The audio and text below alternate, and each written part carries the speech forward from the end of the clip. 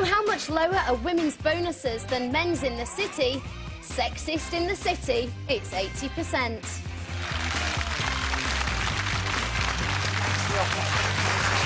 You're watching The Right Stuff with Janet Ellis, Craig Revel-Horwood and Ed Byrne. He's kicking off a residency at London's Vaudeville Theatre this very evening. Check him out. Still to come, should social services take babies from bad families, I feel I should say that, bad families from birth?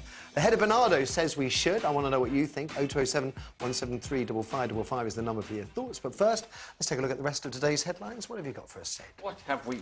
headline on the Times, the front page of the Times is "Top terror suspect is freed over secret affair." I'm always dubious when a terrorist suspect is referred to as top. It's fair to say top comic or top dancer, but top terror suspect just seems a little bit much. I'm with you. But basically, he's been freed because the evidence they have against him that they can reveal isn't strong enough to keep him under like house arrest and curfew. They have said that they have other evidence against him, but they can't reveal that because then they reveal how they've gathered the evidence in the first place. That is what they're saying. It could just be they don't have any evidence other than he looks a bit Muslim-y. But the idea... He's got Libyan connections, He has Libyan connections. And that's a bit... I mean, he came over... He lived in Libya, you know, as a kid and has come over with his parents.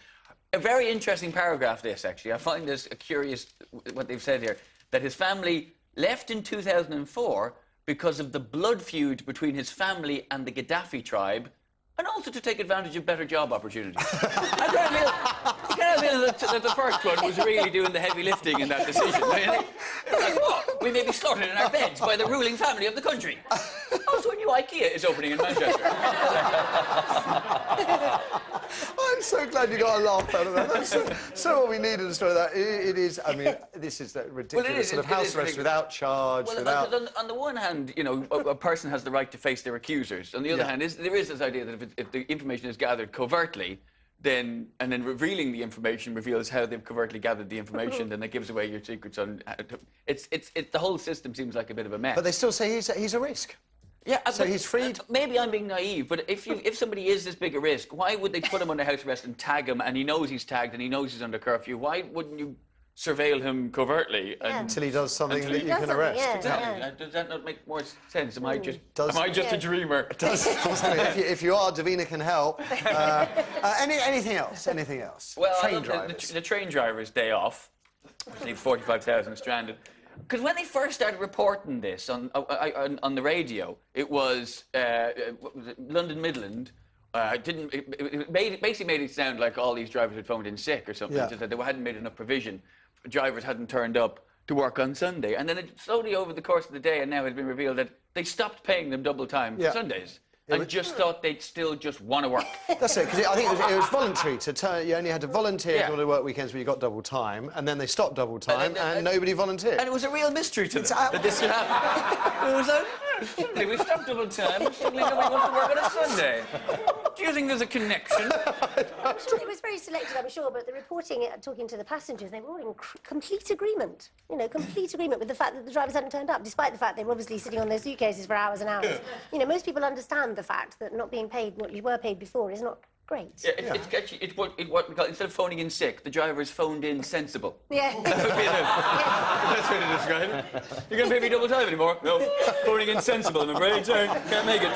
Feeling a bit too clever to come to work today. Don't forget, of course, British Airways, they managed to get, in fact, I think pilots and everybody working for nothing for a month. So beware. Anything else? That's very true. But, you know, would you want to be flying in a plane where you knew that the pilot wasn't getting paid? You know, I mean, they say you pay peanuts to get monkeys. You know, you pay nothing, you get... Maybe this could change their fortunes. Darren Brown. Yeah, this is great. I love Darren Brown. I'm a big fan of Darren Brown, and I think he's great. But this idea is that he's saying that he's going to predict the national lottery, the next one, and it's going to happen 10 minutes before the draw. He's going to, on Channel 4, he's going to predict it, and then after the draw, he's going to explain in an hour-long show There's one absolute hiccup to this whole problem, isn't there? That everybody's going to look by the numbers that Darren Brown suggests. They're not going to have time, though. Really? Because he's going to do it... Because I was going to say, because if everybody bought the numbers that he suggests, you'd all win, like, 50p. Yeah. It closes half an hour before or something, doesn't it? Yeah. So, It says Channel 4 bosses have banned Brown from buying a ticket. Well, Channel 4 bosses don't run the national lottery. You know, it's not, it Camelot ban him from buying a ticket, then we can think he's onto something. He's going to look really stupid if he doesn't get it right. He's going to get it right. The point is, he's not... The trick is going to be, he's not actually going to predict the numbers. He's going to somehow hypnotise the entire viewing public to think he's predicted the numbers. That's it. He's going to get in all our heads and make us think that that's what he's done. It's actually more insidious and evil than you think. So be careful. He doesn't run the BNP. And finally, Ed, what else have you got? Finally, Cash Point Charlie, which is a great headline for this. A security guard who was refilling an ATM, a Tesco ATM, locked himself inside it. And 5 hours it took for the fire brigade to come and cut him out of it.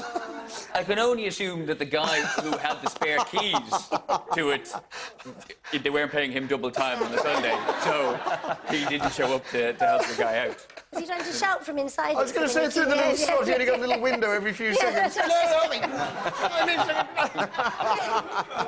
Why is it some cash points, when you put your card in, it goes in I know, it does, doesn't What it? is that about? I don't know. Probably copying it. It's got loads of copy. Whenever I get my money out of Cash Point, and it doesn't matter how much money you've got, and I'm loaded, but it doesn't matter how much money you've got, you've always got that worry that a Cash Point just isn't going to give you money for it. Yeah. And every time I use Cash Point, it does that thing now where it says there will be no charge for this. And it just says when your card's coming out, you will not be charged. Would you just see the word no or not? You go, oh, no! Come on then, Jenny, what have you got, my dear? Well, I'm all reports and surveys this morning, but they do demonstrate a very wide and sometimes worrying array of events. The first one is from the Child Exploitation and Online Protection Centre, which has revealed that last year there were 2,500 reports of children at risk. But despite their very best efforts going into schools and talking to parents, they cannot get parents connected with the risk their children may be running by logging on.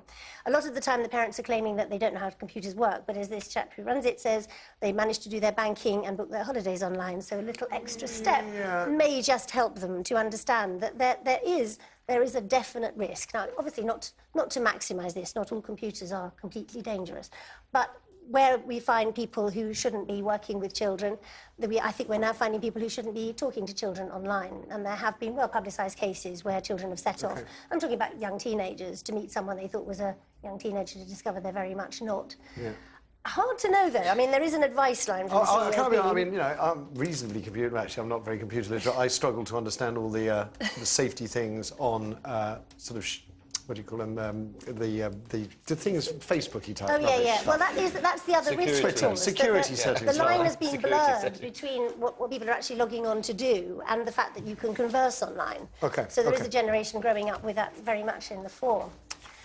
An equally worrying report, this time from Brunel University and the Equality and Human Rights Commission, it is the Equality and Human Rights Commission, says that there is rampant sexism still in the city. No.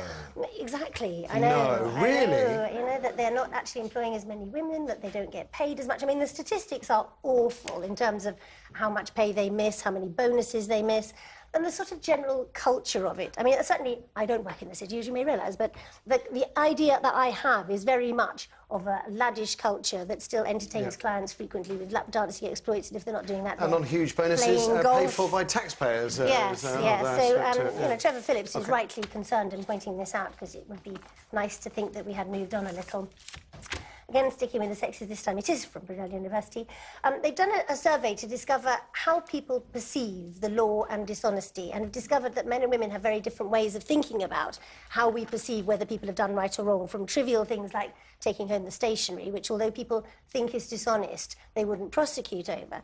But the most glaring finding is that women are more likely to categorise a person's conduct as dishonest, but less likely to convict that person of the offence. In other words, I like to think women take the broader view. You know, they see any crime or offence in context of the upbringing of the person and the circumstances, whereas men are much more able to label something, much more likely to label something as fundamentally dishonest and then be ready to convict on that.